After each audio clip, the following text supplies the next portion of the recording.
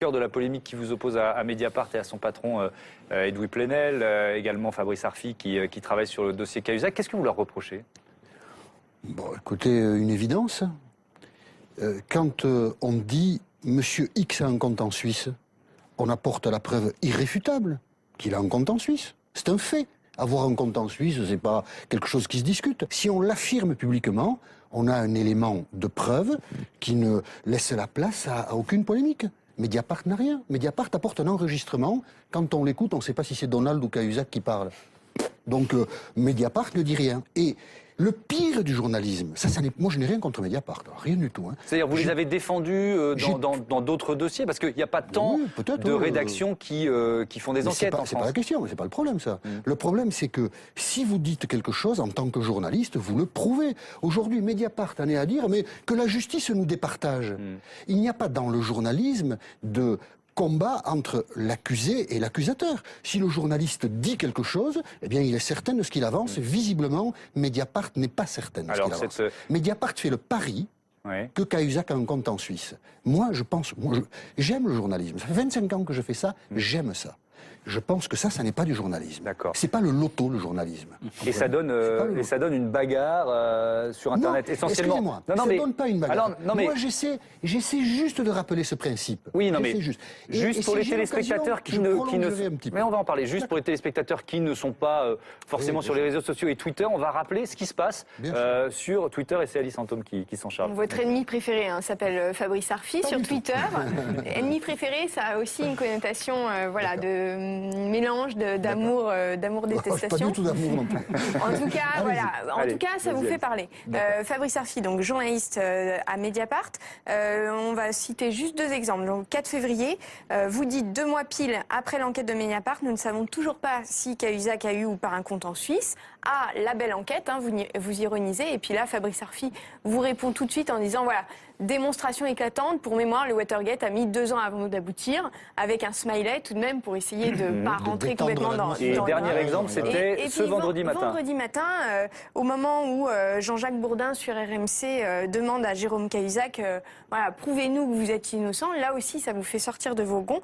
Donc, qu'est-ce qui vous choque exactement et pourquoi vous surenchérissez sur les réseaux sociaux? Nous sommes dans une vieille démocratie. Demander à quelqu'un de prouver son innocence, c'est horrible.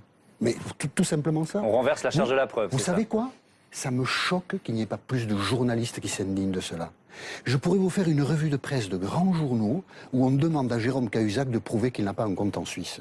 C'est horrible. C'est une régression. C'est une régression démocratique. Ça m'effraie.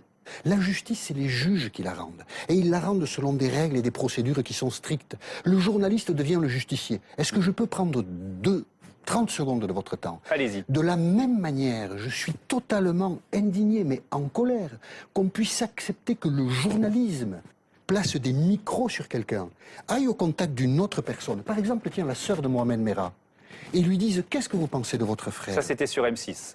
Recueille les confidences et les publie aux 4 vents. Quand la police fait une écoute, elle est encadrée par la justice. Quand un journaliste décide d'écouter quelqu'un, il le décide tout seul.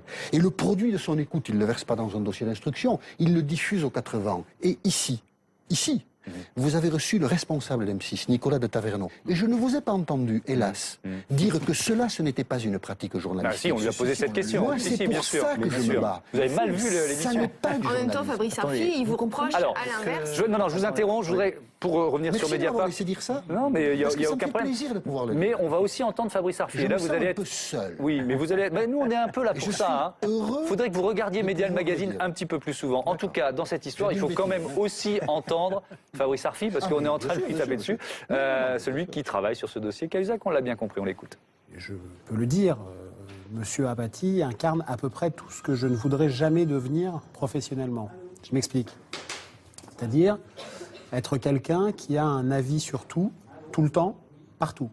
Voilà.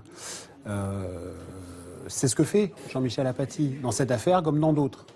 Et du haut d'une chaire qui est la sienne, oubliant, je crois, de sortir un peu du taxi qui l'amène de RTL au Grand Journal et du Grand Journal à RTL tous les jours, il se permet de juger le travail des autres.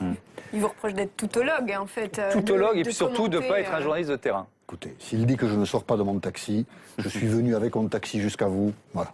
Ça suffit pas pour faire du terrain. Comment ? Non, mais Si vous reprochez de pas être assez sur le terrain. c'est une critique qui est un peu récurrente. Nous, quand on a lancé ce thème en début de semaine, on dit oui, mais Apathy, c'est trop facile, il ne fait pas de terrain, donc il est pour donner des leçons. Mediapart et Fabrice Arfi cherchent à imposer, et ils y arrivent d'ailleurs quand on voit les réseaux sociaux, une hiérarchie du journalisme. Il y a les bons journalistes, ceux qui enquêtent, et il y a, alors ils ne le disent pas exactement comme ça, mais ceux qui sont dans la collusion avec les puissants, qui ont le cul vissé sur leur chaise et qui ne font que, au fond, défendre la classe sociale qui dirige. C'est assez ridicule. Franchement ridicule. Le journalisme, c'est une famille variée. Il y a des gens qui enquêtent, il y a des gens qui commentent, il y a des gens qui, je sais pas, ils présentent des journaux, et tout ça, ça fait des journalistes, vous comprenez ? Et je ne crois pas qu'à l'occasion de l'affaire Cahuzac, Mediapart soit légitime pour dire voilà les bons journalistes et voilà les mauvais journalistes. Et quand j'entends des arguments de cette médiocrité, il ne va d'un taxi que d'un point à un autre, je me dis vraiment que Fabrice Arfi n'a pas grand-chose à dire sur le journalisme que s'il n'a à faire que des mises en cause personnelles. Vraiment, c'est pas terrible. Et c'est pas comme ça qu'on arrivera à y voir clair. Si on dit qu'on a un compte en Suisse, on prouve qu'on a un compte en Suisse. Moi, je ne veux pas m'échapper de ce débat-là. Mediapart, depuis 2 mois, ne sait pas plus que moi si Cahuzac a ou pas un compte en Suisse. Je ne défends pas Cahuzac. Je défends le journalisme. Ça n'est pas la même chose. Bon. Je voudrais qu'on parle plus généralement maintenant du métier